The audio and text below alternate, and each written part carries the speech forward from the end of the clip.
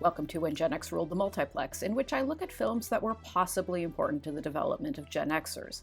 In the 80s, Steven Spielberg's production company, Amblin Entertainment, operated like a well-oiled machine, turning out kid-geared or family-geared films that would inevitably strike gold at the box office. I've already looked at two Amblin hits, Back to the Future and Gremlins, but Amblin's other big successes of the decade include E.T., Poltergeist, Who Framed Roger Rabbit, and today's pick, 1985's action comedy romp for kids and teens, The Goonies. The Goonies was directed by Richard Donner, who was fresh off directing 1984's Ladyhawke, which I looked at a few weeks back.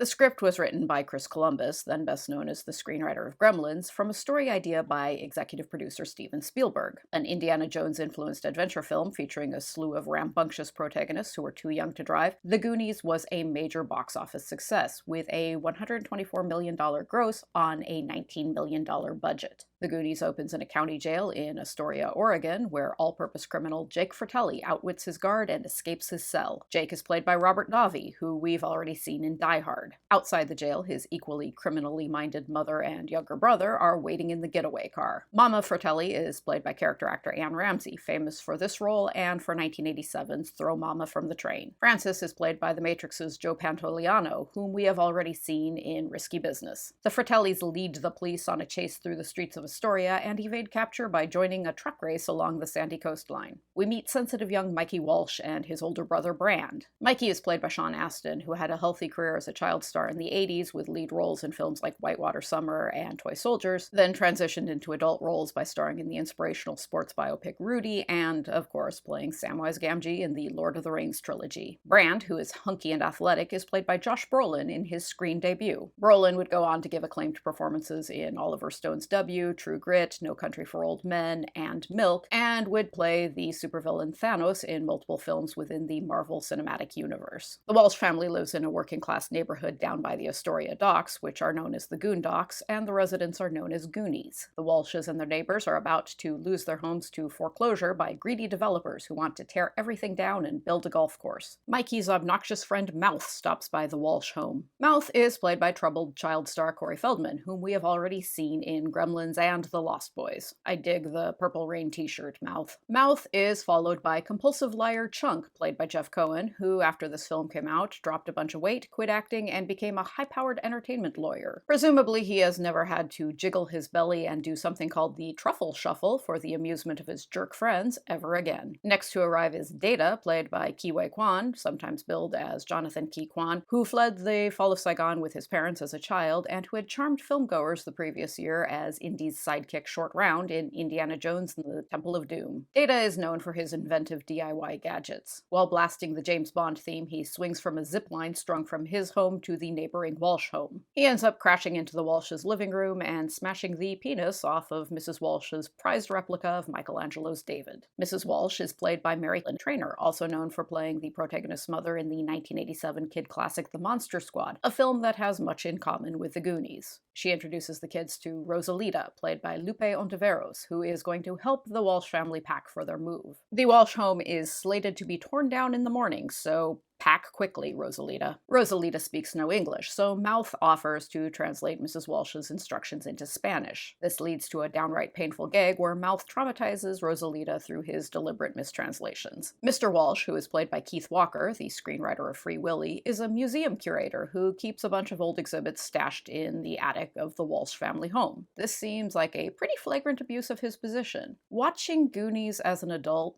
this is a film with pirate ships and escaped criminals and treasure maps and all kinds of plot developments that strain credulity.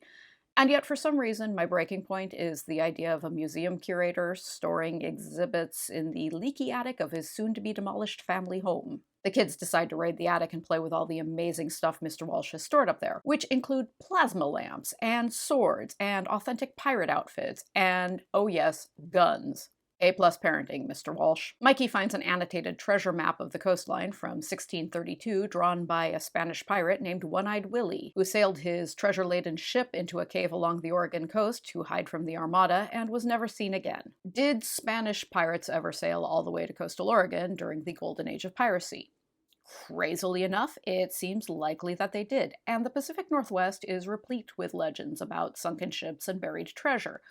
So while The Goonies is a preposterous film in many ways, This is a solid premise. The kids also find a Spanish doubloon from 1632 and a news article about a scavenger named Chester Copperpot, who disappeared in the 1930s while searching for One-Eyed Willie's loot. Mikey gets the idea to follow the map to find the treasure and save all their homes from foreclosure. Brand, who has been ordered by Mrs. Walsh to look after Mikey, commands him to stay put. As Cyndi Lauper's top 10 pop single The Goonies Are Good Enough plays, Mikey, Chunk, Mouth, and Data overpower Brand and head for the shore on their bikes. Brand is forced to head after them on a tiny pink bike with training wheels, which he casually steals from a small, angry child. Brand's high school nemesis and romantic rival, a snotty rich kid named Troy, played by Steve Anton, is riding around in his convertible with Brand's sort of girlfriend Andy and Andy's tomboyish best friend Steph. Andy is played by Carrie Green, who would follow up this role by playing the romantic interest of both Charlie Sheen and Corey Haim in 1986's teen drama Lucas. Steph is played by Martha Plimpton, daughter of actor Keith Carradine. Plimpton carved out a reputation as a serious young actor in the 80s with strong performances in films like Parenthood and The Mosquito Coast, then went on to star in the Fox sitcom Raising Hope. Troy, who is a budding psychopath, deliberately drags Brand down the road on his child-sized bicycle, then sends him sailing over a cliff. At the waterfront, Mikey matches up a series of holes in the doubloon with coastal landmarks. He determines that the entrance to the cave where One-Eyed Willie hid his treasure-filled ship is located under a rundown restaurant. Mikey and his friends watch as two men in suits, presumably FBI agents, enter the seemingly abandoned restaurant and are met with what sure sounds like a hail of gunfire. This doesn't deter the kids from entering the restaurant, where they're met by the fugitive Fratellis, who pose as harmless restaurateurs. Mikey asks to use the bathroom as an excuse to explore the basement, where he finds a man with a badly deformed face chained up in a room. This is the third Fratelli brother, Sloth, who is developmentally disabled as well as physically deformed as a result of childhood abuse. Sloth is played by former Oakland Raiders defensive end John Matusak, wearing a vast amount of facial prosthetics that required many hours to apply. Matusak had a number of acting roles in the 80s, including guest appearances on Miami Vice and The A-Team before his death in 1989. Brand arrives to haul Mikey home. Outside the restaurant, the kids spy on Mama Fratelli and her sons as they wrestle what is clearly the corpse of one of the FBI agents into their car. The kids optimistically assume the corpse is just restaurant trash. The Fratellis drive off with the corpse, and Mikey and the gang are joined by Andy and Steph. They all break into the restaurant and explore the basement. Mikey is determined to find the entrance to One-Eyed Willie's pirate cave, and Brand and Andy keep sneaking off to make out, and everyone is strangely unconcerned about the poor guy who is chained up in a nearby room. Steph, who is often the voice of reason throughout the film, says, "I feel like I'm babysitting and I'm not getting paid." Yes! Exactly. That is exactly what watching The Goonies as an adult is like. I feel like I'm babysitting and I'm not getting paid. These are all very good and very likable young actors, but they are also very loud, and they keep shouting their lines all at the same time. Chunk finds an ice cream stash in the walk-in freezer, which also contains the corpse of the other murdered FBI agent. The Fratellis return unexpectedly, and in a panic, Mikey and the gang leave Chunk in the freezer with the corpse before fleeing through a floor grate into a subterranean tunnel. Chunk escapes from the freezer and flags down a passing car, which happens to be driven by Jake Fratelli. The Fratellis take Chunk back to the restaurant and terrorize him into telling them where the other kids went. In the tunnel, the kids discover the long-dead corpse of Chester Copperpot, the scavenger who disappeared in the 1930s. Mikey triggers a tripwire, which causes a series of boulders to drop into the tunnel, blocking their retreat. With no choice but to head deeper into the tunnel, the kids find their way to the base of the town's wishing well. Troy and his obnoxious friends are hanging out at the top of the well, and thus the kids have a clear shot at being rescued. But Mikey gives an impassioned speech about how this is the last chance they'll have to hang out and have an adventure together before their neighborhood is demolished. Mikey gives a great many impassioned speeches throughout the film, and wee little Sean Astin is terrific at delivering them. Part of why Goonies was so successful with Gen X kids is that moments like this make it seem like the film is speaking directly to the inner wishes of young viewers. And even as a cranky old adult,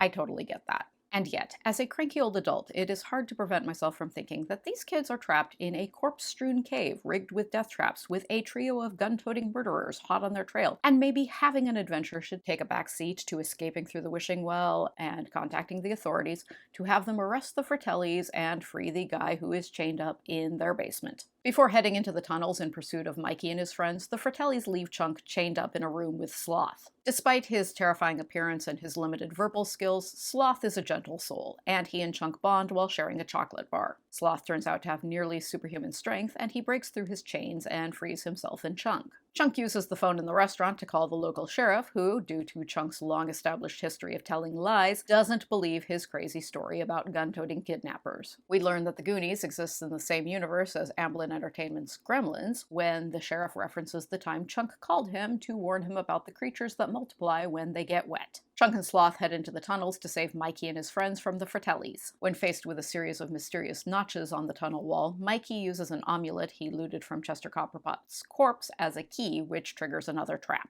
Data plunges into a spike-filled pit, though he's saved from a messy death via the use of one of his crazy inventions, which consists of a set of novelty teeth attached to a bungee cord. With the Fratellis in hot pursuit, the kids reach a dead end marked by a piano made of human bones. The pirate map includes sheet music on the back, so Andy tries her best to play it. Every correct chord lowers a stone ramp leading to an exit, while every incorrect chord makes part of the floor crumble away. Andy plays enough correct chords to fully lower the ramp, and the kids scurry to safety. They slide down a long stone water slide into a water-filled cave, where they find One-Eyed Willie's ship. On board the ship, Mikey finds One-Eyed Willie's private quarters, where One-Eyed Willie's skeletal corpse is seated at a table loaded down with gold and jewels. Mikey introduces himself to One-Eyed Willie's corpse and gives one of his signature earnest speeches, during which he refers to One-Eyed Willie as the first Goonie. Presumably, Mikey means this because of One-Eyed Willie's fondness for crazy inventions, and not for One-Eyed Willie's fondness for murdering his entire crew, the corpses of whom are strewn about the ship. The Fratellis arrive, but their dastardly plans to kill the kids and steal the treasure are interrupted by a swashbuckling Sloth and Chunk, who swing in on ropes and rescue their friends. While trying to escape from the cave, Mikey and the gang accidentally collapse the exit by lighting some sticks of dynamite that they'd looted from Chester Copperpot's corpse, assuming they were candles. Sloth escorts them to freedom by lifting a giant boulder out of their way, but opts to stay behind in the cave with his awful family instead of following the kids to safety. A pair of sheriff's deputies, including one played by director Richard Donner, finds the kids walking along the beach and reunites them with their worried parents. The parents include Data's father, played by Michael Paul Chan of The Closer. Sloth arrives on the beach with his mother and brothers in custody. As the Fratellis are hauled off by the authorities, Chunk assures Sloth that he can live with him. Oh, and Mouth and Steph appear to have fallen in love somewhere along the way, which is hands down the weirdest thing that happens in this film. Weirder even than the scene in which Mikey accidentally makes out with his brother's girlfriend. Troy's awful father stops by the beach with the paperwork to foreclose on all the Goonie homes, which will be torn down that very day as soon as the ink is dry, because evil rich people in 80s films had no time to dilly-dally. However, Mikey made it out of the cave with a handful of jewels from One-Eyed Willie's stash, which is enough to save the Goondocks from foreclosure. As members of the media arrive to interview the Goonies about their adventure, One-Eyed Willie's pirate ship sails out of the cave and heads to sea. With its mix of young protagonists, zany hijinks, and earnest melodrama, the Goonies resonated very deeply with a lot of young Gen Xers in 1985.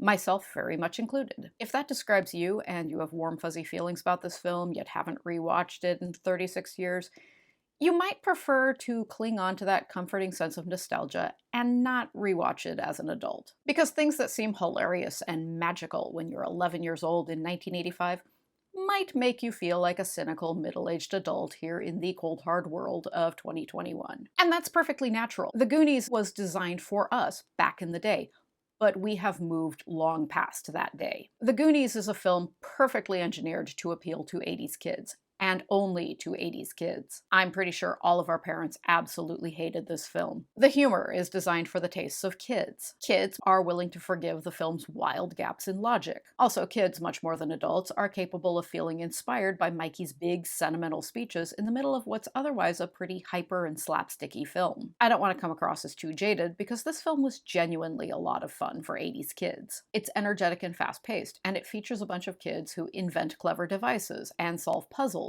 and outwit grown-ups. And it's filled with big jokes and crazy adventures, and it has an ending that's sheer Gen X kid wish fulfillment. The underdog Goonies are hailed as heroes after saving their neighborhood from greedy rich people. No wonder we all loved this film in 1985. Rare among successful 80s films, The Goonies has never had a sequel or been rebooted. Even though it's kind of exhausting to watch as an adult, many Gen Xers still think fondly of The Goonies for the way it takes us back to a simpler time in our lives. Back when it seemed like no matter what the future threw at us, things would turn out okay. Because if there's one thing we all knew, it's that Goonies never say die.